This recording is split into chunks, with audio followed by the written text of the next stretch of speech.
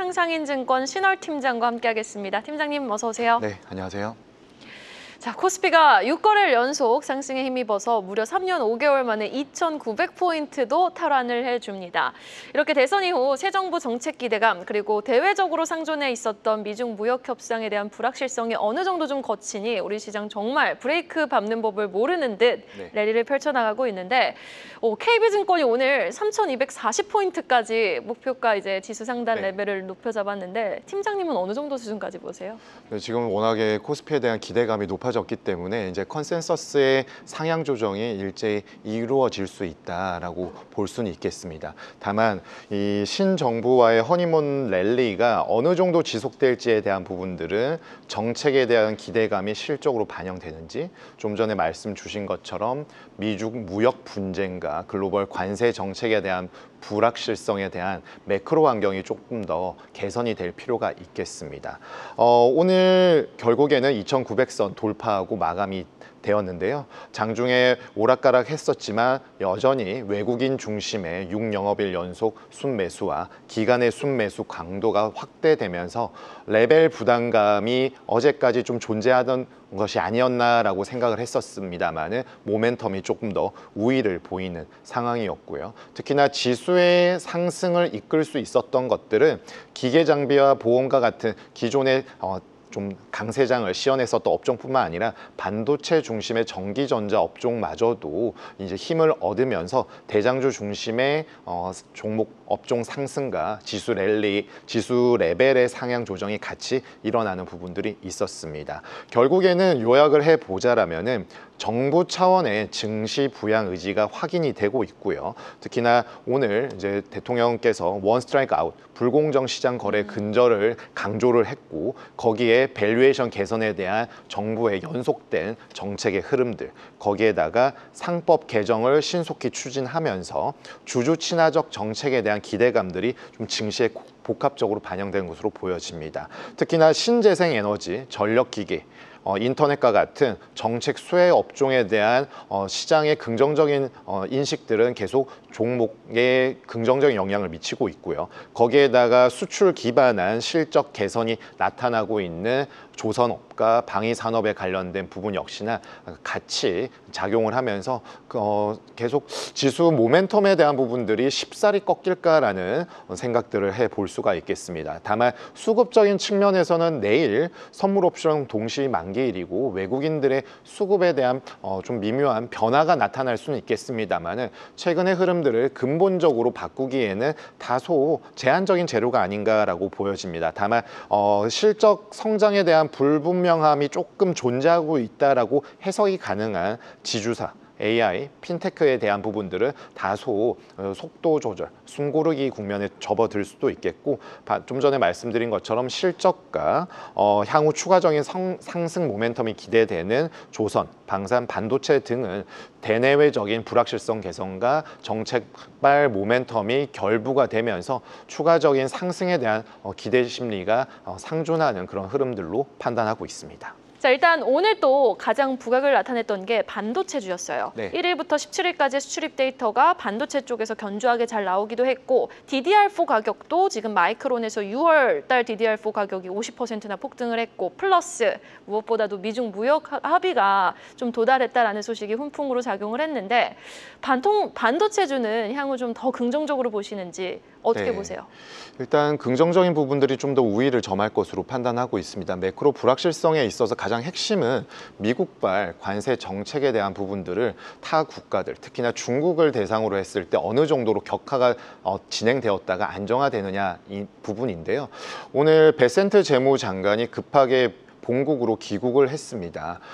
연준 의장으로 차기 지명에 대한 뉴스가 나오기도 했었지만 이 협상에 대한 부분들이 일정 부분 진행이 되지 않는다라면은 그렇게 될 가능성은 좀 낮았다라고 보여지고 결과적으로 미중 무역 분쟁에 대한 해결의 실마리들을 좀 찾아가고 있다. 특히나 시장은 트럼프 대통령이 속칭 조금 기분이 언짢았었던 타코 트레이딩에 대한 부분들을 기대하고 있기 때문에 결국에는 협상으로 갈 수밖에 없다라는 생각들을 하고 있는 것으로 보여집니다. 현재 무역 리스크가 좀 경감이 된다. 그렇다라면은 실적에 대한 부분과 부분과 반도체 시장의 수급을 통한 가격의 추이가 가장 중요할 것인데요. 지금 양국 간의 논의가 되는 부분 중에서 핵심은 결국 반도체입니다. 중국은 반도체에 대한 수출 규제를 좀 완화시켜 달라라는 얘기를 하고 있고요. 미국은 이에 관련된 원재료라고 할 수 있는 히토류에 대한 부분들, 결국에 트레이드오프 관계에 대한 부분들이 양국을 이제 옥죄고 있는 상황이라고 볼 수 있는데, 누가 버티냐의 문제였다가 좀 연초보다는 아무래도 미국의 입장이 다소 누그러지는 부분들이 있으면서 협상의 온기가 좀 도는 부분들은 시장의 불안정한 그런 불확실성과 투심의 위축을 좀 경감시켜 줄 수 있다라고 보여집니다. 좀 전에 말씀 주셨던 가격에 대한 부분들은 침체되었었던 반도체 업황의 좀 전환의 트리거가 나오는 것이 아닌가라고 볼 수가 있겠습니다. 글로벌 HBM 수요 증가에 대한 기대감이 현실적으로 좀 나타나고 있다 라고 볼 수가 있겠고요. 시장 참가자들이 가장 눈여겨볼 수 있는 부분들은 하이닉스와 삼성전자로 대변되는 국내 반도체 업종에 대한 부분인데요. 여기에 이제 아무래도 업종의 전환, 흐름의 전환과 정부의 정책적인 지원, 그리고 매크로 환경의 불확실성이 경감이 되면서 이러한 부분들이 좀 긍정적으로 영향을 미치고 있습니다. 그렇지만 아주 근본적인 기술 경쟁력에 대한 의구심과 불안감은 좀 상존해 있다라고 볼 수가 있겠고, 이러한 부분들은 최근 들어서 그나마 다행스럽게 주가의 상승 압력들은 공히 나타나고 있습니다만은 하이닉스 대비 제한적인 상승에 그치고 있는 삼성전자 주가 흐름에서 시장 참가자들의 인식이 같이 궤를 하고 있다라는 점을 볼 수가 있겠고요. 결국 실적 추이와 향후 기술 경쟁에서의 상대적 우위 여부 등이 향후 반도체 업종의 주가 상승의 기대감을 현실적으로 더 이끌 수 있을지에 대한 판가름 역할을 할 것으로 보여집니다. 네, 알겠습니다. 당장 뭐 2분기 하이닉스의 영업이익 컨센이 9조 원까지 올라갔고, 또 지금 삼성전자는 HBM4 네. 퀄 테스트 기다리고 있는데 그 여부 좀 주시해 봐야겠습니다. 자, 그리고 또 여쭤보고 싶은 게, 지금 새 정부 들어서 원화 기반 스테이블 코인 도입 논의가 계속 급물살을 타고 있지 않습니까? 네. 스테이블 코인이 아직 익숙하지 않으신 분들이 투자자분들 사이에 좀 많으실 거예요. 그것이 무슨 뜻인지부터 해서 네. 과연 도입이 된다면 우리 증시엔 또 어떤 영향이 있을지까지 좀 짚어주신다면요. 네, 지금 크립토 시장에서 국내에서는 원화를 입금하게 되었을 때 크립토 마켓에서 거래가 되지만, 네. 일반적으로는 자국의 통화 대신에 스테이블 코인이라고 대표되는 코인, 그러니까 이제 테더나 이러한 부분들을 통해서 거래를 하는 경우가 아주 이제 압도적으로 높은데요. 네. 그러다 보니까 이제 스테이블 코인, 최근 지난주였죠. 서클의 IPO도 있었고요. 주가가 이제 폭등을 했었고요. 테더에 대한 부분들은 우리나라와 거의 준하는 수준으로 미국채 보유량을 가지고 있습니다. 약 1,300억 달러 정도로 추정이 되고 있는데, 재무제표가 공개될 때마다 그 규모가 늘어나고 있다는 부분들은 미국에 있어서 국채 수요를 충분히 단기채 시장에서 스테이블 코인 업체들이 일정 부분 역할을 하고 있다. 그런데 그 부분이 블록체인으로 대표되는 크립토 마켓에서 통화의 역할을 하고 있다라는 점이 미국의 트럼프 신행정부의 그런 코인의 우호적인 흐름과 함께 결부가 되면서 그 영향력이 커지고 있죠. 특히나 최근 들어서 이제 기재부 1차관, 2차관이 임명이 되었고, 지난주에는 용산 대통령실에 김용범 전 기재부 1차관이 정책실장으로 임명이 되었는데, 이 부분이 기재부 1차관을 그만두고 이제 크립토 관련된 업체의 대표이사로 재직 중이었다가 이번에 정책실장으로 가게 되었습니다.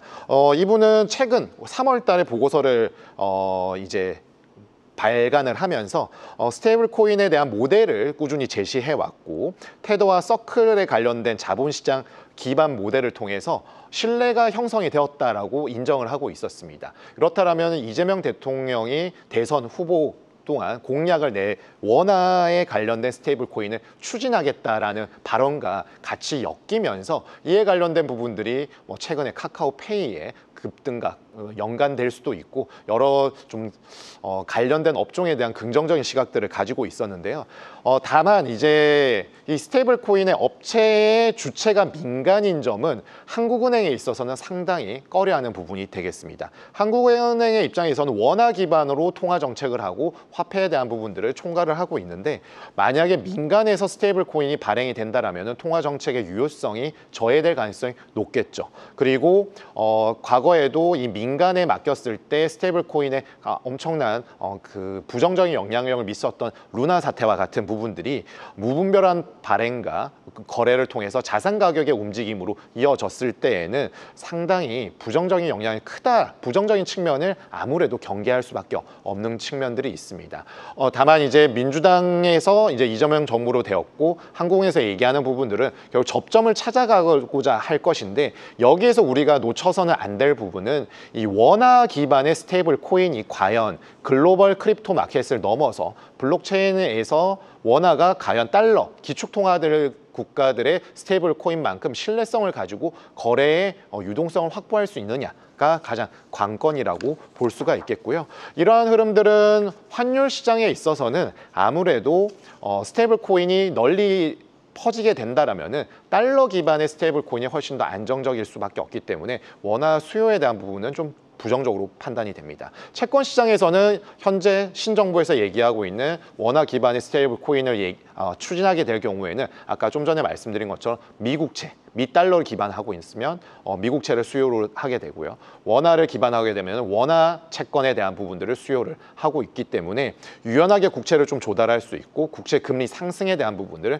완충할 수 있다라고 보여집니다. 다만 이제 증시에 있어서는 업종에 대한 부분과 단기적으로 주식 투자에 대한 대기 자금에 대한 수요가 긍정적인 부분과 부정적인 영향이 좀 상존하고 있기 때문에 어떤 뭐 주식의 긍정적이다 부정적이다 단시각으로 좀 말씀드리기는 다소 좀 어려운 측면들이 있기 때문에 아무래도 통화에 관련된 부분은 FICC 영역에 좀 더 직접적인 영향을 미칠 수 있다라고 진단하고 있습니다. 네, 그리고 또 채권 담당이시니까 이제 채권 관련해서 좀 여쭤보고 싶은 것도 있는데요. 지금 선진국의 장기물 채권 가격이 좀 급락하고 있지 않습니까? 네. 이 같은 현상이 좀 이어질지 여부가 궁금하네요. 네, 최근에 급등을 했었던 부분들은 미국채에 대한 신뢰도가 좀 저하되었다. 무디스의 신용평가에 있어서 S&P와 피치에 이어서 무디스마저도 AAA 등급에서 내렸던 부분들이 금리의 급등을 야기했었는데요. 최근 들어서는 아무래도 시장의 안정화가 좀 전에 나온 것처럼 투심의 긍정적인 부분들을 좀 반영을 하고 어느 정도 신용 등급에 대한 부분들 좀 해소를 하는 가운데 투심이 안정화되다 보니까 채권에 대한 수요가 좀 전개가 되고요.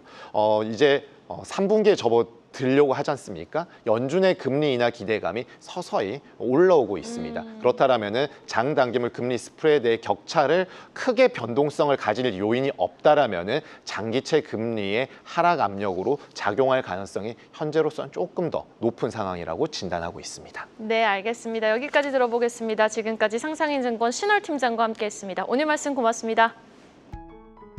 계속해서 다양한 경제 이슈를 알고 싶다면 구독과 좋아요, 알림 설정 부탁드립니다. AI 캐스터 권미정이었습니다.